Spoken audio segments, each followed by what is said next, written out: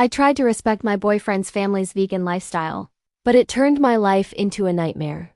When Ted told me that his family had invited me over for dinner, I thought it would be a casual, slightly awkward evening like most first visits with someone's family. I had imagined polite small talk, maybe a glass of wine, and perhaps a slice of whatever dessert they had, maybe a pie or a scoop of ice cream. But I quickly learned that casual wasn't in Ted's family's vocabulary. Not even closeted was still living at home to save money, and his parents were intense. Some families are warm and welcoming, some are eccentric, but Ted's family took eccentricity to a whole new level. And when I say they were vegan, I don't just mean they didn't eat meat or dairy. They treated veganism like it was a religion, and everyone else's non-vegan habits as a personal offense. I knew Ted had told them I wasn't vegan. I'm not. I like meat. I like cheese. I like the occasional cookie that has butter in it. I thought they'd maybe roll their eyes, maybe make a small joke at dinner, and we'd all get along. Oh, how naive I was. We arrived at their house on a Friday evening. It was beautiful, modern, and sleek, with a garden that could rival a small botanical garden. But instead of a welcoming, "Hi, come in," I got a long, intense stare from Ted's mother, Marianne. That felt like it was trying to read my soul. "So, Aurora," she said slowly, like she was tasting the name. "Ted tells us you eat meat?" "Yes," I said, trying to smile. I do." Her eyebrows shot up in a dramatic arc. And that was the moment I realized I was already failing. The rest of the evening was surreal. Ted's dad, Gordon, served dinner on handmade ceramic plates. Everything was meticulously arranged, every color coordinated. There were 15 different types of roasted vegetables, a salad with a vinaigrette that looked more like a chemistry experiment than food, and a main dish that resembled a loaf, but, apparently, was made entirely from beans and nuts. "I hope you'll enjoy our lentil and cashew roast," Gordon said proudly. Presenting it like a trophy, I nodded and took a bite. It was fine, strange, but fine. I could taste the effort. But the family didn't just notice my hesitation, they documented it. Marianne took detailed mental notes on my plate placement, my fork movements, and my bites. I could feel her judgment burning through the air like invisible lasers. Ted was trying to help. "Mom, it's fine, she's just not used to this yet," he whispered. "No, Ted. It's important she understands," Marianne said firmly, glaring at me over the table. I tried to make conversation. "So, do you grow your own vegetables here?" "Yes," Marianne said sharply. "We believe in understanding the food from seed to plate. It's about responsibility, Aurora. Responsibility. And ethics.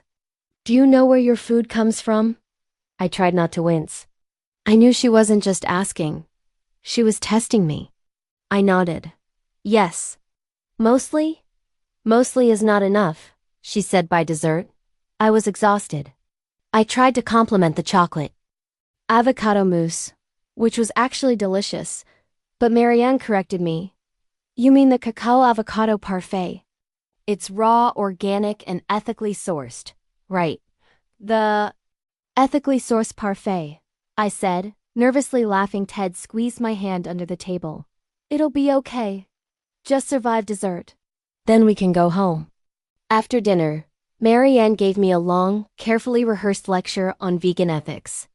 She used words like morally imperative, animal exploitation, and environmental responsibility repeatedly. Ted looked mortified but couldn't interrupt. By the time we left, I felt like I had just taken an exam I didn't study. For that night, as I lay in bed, I realized something crucial. This wasn't just about food. This was about control. Ted's family had a system, a lifestyle that they believed was not only correct but essential. And as someone who didn't follow it, I had already failed in their eyes. The next weekend, Ted invited me again. This time, he warned me that it would be a family workshop, which I assumed meant some fun activity or maybe helping in the kitchen.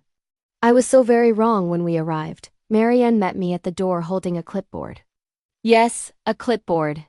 She smiled warmly, which in hindsight was terrifying. "Welcome, Aurora. We'll start with a review of your nutritional habits," she said. I blinked. A review? Yes, she said, pointing to a chair. Please, sit. Ted looked nervous. I could tell he'd tried to intervene, but Marianne had that iron glint in her eyes that shut him down instantly. Marianne began questioning me. Do you read labels for dairy? Do you eat eggs? Do you consume honey? Sometimes. I said cautiously. She jotted down notes, then she leaned in. Because if you want to date Ted, you need to fully understand our family values. We do not condone animal products in any form. It is a lifestyle, not a preference. It's a philosophy, a moral code. Ted tried to help. Mom, she doesn't have to. Silence, Ted. Aurora, I want you to try a week of fully vegan meals. Here's a meal plan. She handed me a binder thick enough to be a textbook. Each day included detailed meals, supplements, and even rules for when dining out. I looked at Ted, incredulous. A week? I mean, I can try, but I've never even cooked vegan food before. You can do it, Marianne said confidently. This is for your own growth. I left that day with my head spinning. Ted apologized repeatedly, but I could tell he was also frustrated. They mean well, I think. But my mom can be extreme. He said the first day was brutal. Breakfast was a smoothie made from kale, chia seeds, hemp protein, and almond milk. I almost gagged. Lunch was a quinoa and chickpea salad that was edible but tasted like cardboard with spices. Dinner was the worst. A stuffed zucchini boat. With some kind of nut puree masquerading as cheese. I wanted to give up immediately. But I thought, fine, I'll survive a weekend for Ted. How bad could it be, right? By day 3, my willpower was breaking. Ted was helpful, trying to make vegan versions of my favorite comfort foods, like spaghetti with cashew cheese sauce. But Marianne and Gordon were monitoring. Ted sent them photos of my meals to check compliance. I felt trapped in a reality show I hadn't auditioned for. Things started escalating quickly. By day 4, I found myself in a full-blown argument. With Marianne over chia seeds. Yes, chia seeds. I had accidentally skipped them in my breakfast bowl. Aurora, this is unacceptable. The seeds provide essential omega-3 fatty acids. You must follow the plan exactly, she said. I didn't realize skipping them was a moral crime. I snapped. Ted looked horrified. Aurora, maybe just stay calm? But Marianne wasn't. Done. She pulled out a chart. Your compliance is at 72%. This is concerning. 72%. I felt like a criminal by day 6. I was exhausted, emotionally drained, and starting to question myself. But I also realized something terrifying. Ted's family wasn't just passionate about veganism. They were controlling, meticulous, and utterly convinced that anyone who didn't follow their rules was morally inferior. I was living in their world now, and there was no easy way out. By the end of the week, I was determined. I couldn't survive by just following rules blindly. I had to understand the game if I was going to have a future with Ted. And that was when the real challenge began. Figuring out how to survive, maintain my sanity, and maybe, just maybe, find a way to push back so I could feel normal again by the second week. It felt like I was living under a microscope. Ted's family wasn't just watching what I ate, they were evaluating me constantly. Every meal, every choice, every comment I made about food was scrutinized. I started noticing the subtle ways they assessed me, how long I chewed, how I reacted to unfamiliar flavors, even my expressions while holding utensils. Ted tried to reassure me. They mean well, just don't let it get to you. I wanted to believe him, but it was hard when every interaction felt like a test. Even casual conversation turned into a lecture. When I mentioned a coworker's birthday party, Marianne asked, "Did you bring vegan treats for your coworkers? Did you explain why non-vegan options are harmful?" I blinked. Ugh. No, it was just cake. She frowned. A missed opportunity to educate. We'll have to work on your moral compass. I couldn't help it. I laughed nervously. It wasn't a laugh of humor, it was a laugh of survival. It was all I could do. If I reacted with anger, it would only make things worse. Ted's dad, Gordon, had his own brand of subtle pressure. He would hand me recipes for things I'd never heard of. Fermented chickpea spreads, jackfruit pulled pork, and almond-based cheese that tasted nothing like cheese. He'd smile warmly and say, "We think you'll really enjoy trying this." And then, if I didn't like it, there was disappointment, not anger. Just that quiet, piercing disappointment that made me feel like a failure by midweek. I started noticing the more subtle ways they controlled me. Ted was caught in the middle, trying to defend me, but I could see his frustration. I started noticing patterns. Marianne had a way of presenting instructions as gentle guidance, but there was no wiggle room. Gordon's critiques were delivered as encouragement, but the message was clear: do it perfectly or face disappointment. Every meal, every small decision was a performance. And I was constantly aware that failure had consequences. By the fourth day I felt exhausted, physically and mentally. I loved Ted, but I hated the way his family seemed to see me as a project rather than a person. I missed autonomy. I missed eating a simple sandwich without fear of judgment. I began keeping a secret journal, scribbling my thoughts late at night. The exhaustion, the confusion, the growing tension between wanting to fit in and wanting to preserve myself. In the mornings, I'd wake up anxious, dreading breakfast. Even small mistakes felt monumental. One morning, I accidentally poured almond milk into my coffee before heating it, which, according to Marianne, affected nutrient retention. She had noticed. "Aurora, temperature affects enzymatic activity. You must be mindful," she said. I stared at her blankly, trying to process what I had done wrong. Ted placed a reassuring hand on my shoulder, whispering, "It's okay. Just breathe." The tension extended beyond meals. Even conversations about unrelated topics became exams. I mentioned a movie I liked, and Marianne immediately asked if any scenes involved animal products. I talked about a hobby, and Gordon wanted to know if it was sustainable, ethical, and vegan-friendly. It was exhausting, overwhelming, and relentless. By the end of the week, I had learned one crucial lesson. Survival wasn't just about food. It was about psychology. If I could anticipate their reactions, predict their behavior, and navigate their obsessions, I could exist in their world without losing myself completely. It was during one particularly tense dinner that I realized just how controlling they were. Ted had made a casual comment about a friend's birthday cake, and Marianne's response was swift and cutting. "You must consider how that cake affects animals, Ted. Every bite is a choice. Are you prepared to take responsibility for your actions?" I felt my stomach tighten even though I wasn't the one being lectured. Every choice, every bite, every moment of hesitation was still being judged. It was exhausting and it was relentless. But beneath the pressure, a determination was forming. I wasn't going to crumble completely. I needed a plan, a way to survive and maintain my identity. I realized quickly that direct confrontation would only make things worse. Marianne and Gordon weren't going to change, and if I reacted aggressively, Ted would be caught in the middle and our relationship could suffer. So I began experimenting strategically, started following their meal plans. Exactly, down to the teaspoon of chia seeds and the exact temperature of almond milk. But I introduced subtle personal touches. Small adjustments that Ted would notice. A pinch of spice here, a garnish there, a slightly bolder seasoning than the plan suggested. Nothing that would draw attention, but enough to remind myself that I still had agency. Ted noticed. "I see what you're doing," he whispered one evening as we washed dishes together. "You're bending the rules without breaking them." I nodded. Exactly. If I show them I'm learning but still maintain some control, maybe it'll balance out. It was risky. There were moments when Marianne would lean over and scrutinize my plate, her eyes scanning every detail. I felt like a tightrope walker. But when I passed, even if by a tiny margin, it felt like victory. We began taking nightly walks. Ted and I would talk about anything but food. Those walks were the only time I felt truly human, truly free. And during those walks I realized something important.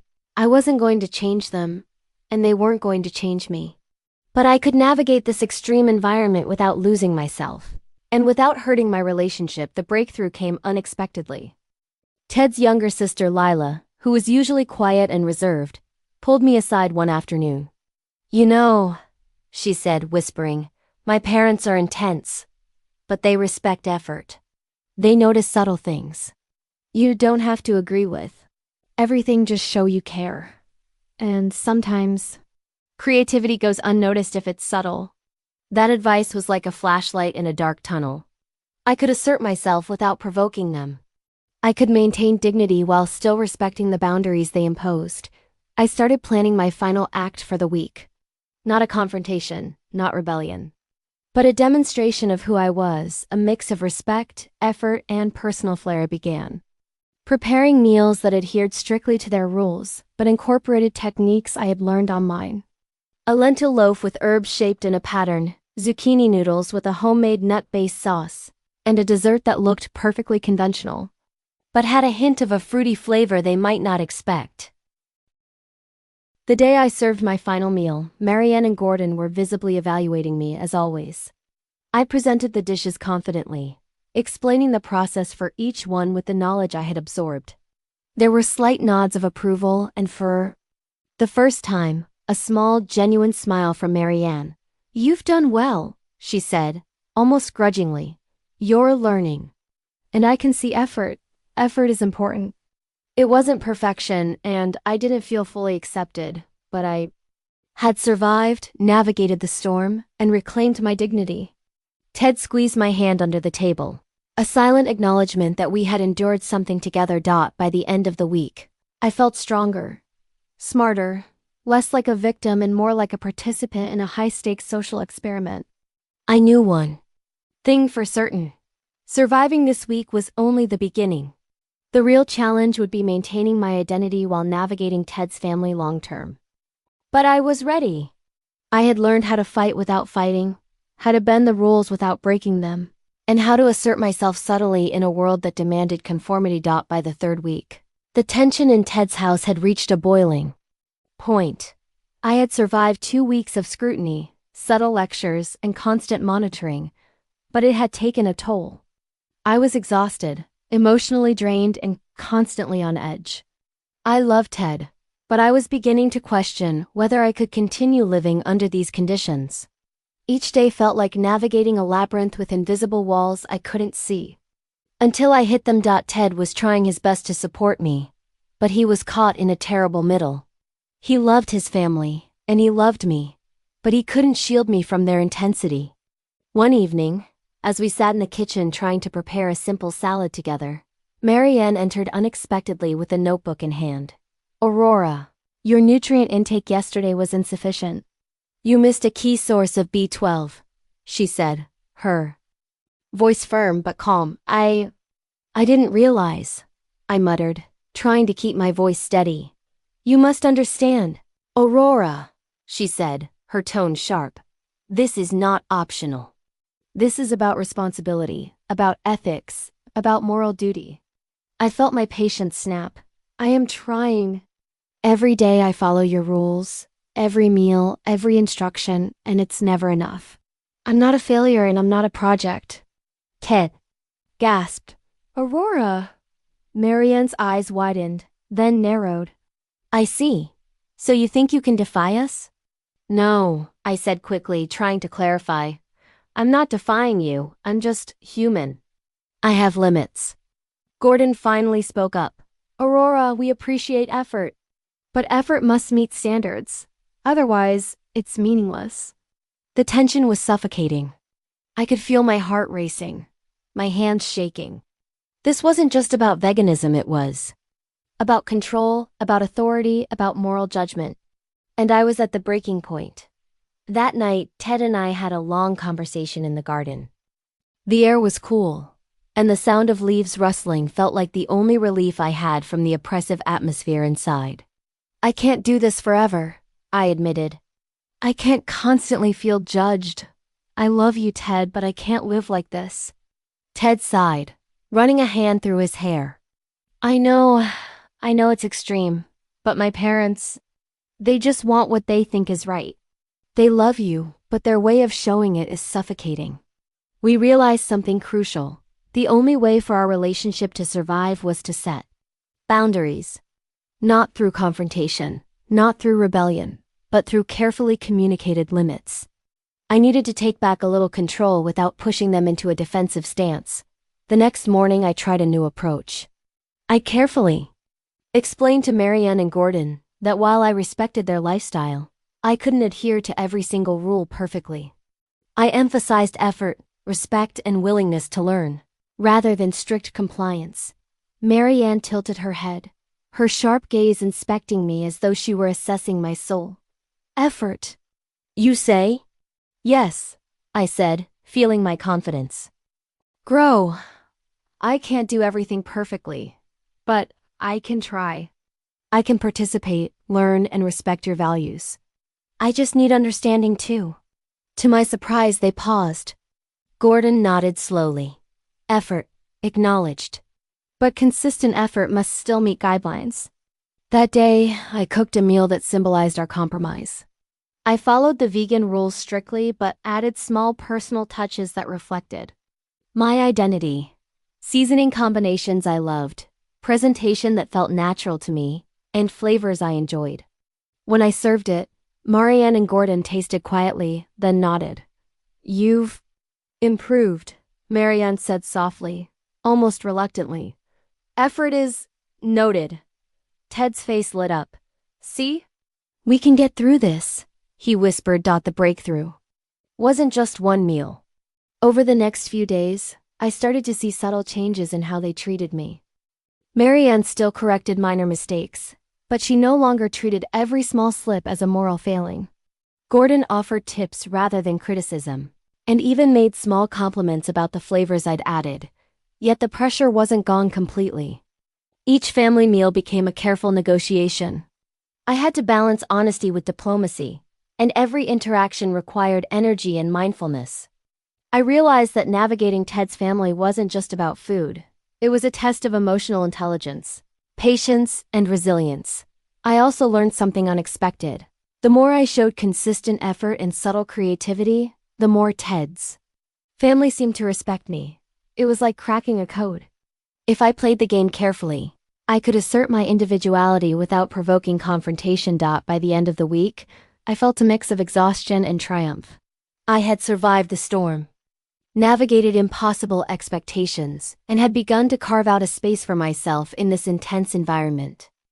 It wasn't perfect, but it was progress, and for the first time, I felt like I had agency. By the end of the month, a balance had been achieved, not perfect harmony, but a sustainable rhythm. Ted and I had learned how to navigate as families. Intensity without sacrificing our sanity. I understood their passion and commitment to veganism, but I also made it clear that I had boundaries and personal needs. The breakthrough came during a weekend family gathering. Ted's parents had prepared a full spread of vegan dishes. This time, I approached the meal with confidence, explaining my choices, asking questions, and showing genuine interest. I even shared a dish I had created, vegan but flavored in my personal style. Marianne and Gordon tasted it silently. I held my breath. Then Marianne's lips curved into the smallest hint of a smile. This is acceptable. It shows effort, understanding, and personal initiative. Well done, Aurora. I felt a rush of relief and pride. Ted squeezed my hand under the table, smiling. We did it, he whispered. That is until the following week after the family gathering when I found texts on Ted's phone showing he was cheating on me with 3 other girls. The betrayal, especially after everything I had gone through, and sacrificed to gain his family's approval. Something in me snapped. I went to the grocery store and replaced all of Marianne's vegan butter with real butter. I even rewrapped the sticks in the same vegan wrappers. It wasn't a large rebellion, but it felt good. Screw these people. As entertaining as it would have been, I didn't confront Ted about the cheating. I just blocked him on everything and vanished from his life. There was no big blow-up, just silence. And I rewarded myself with the biggest cheeseburger I could manage. Never change yourself for a man, ladies.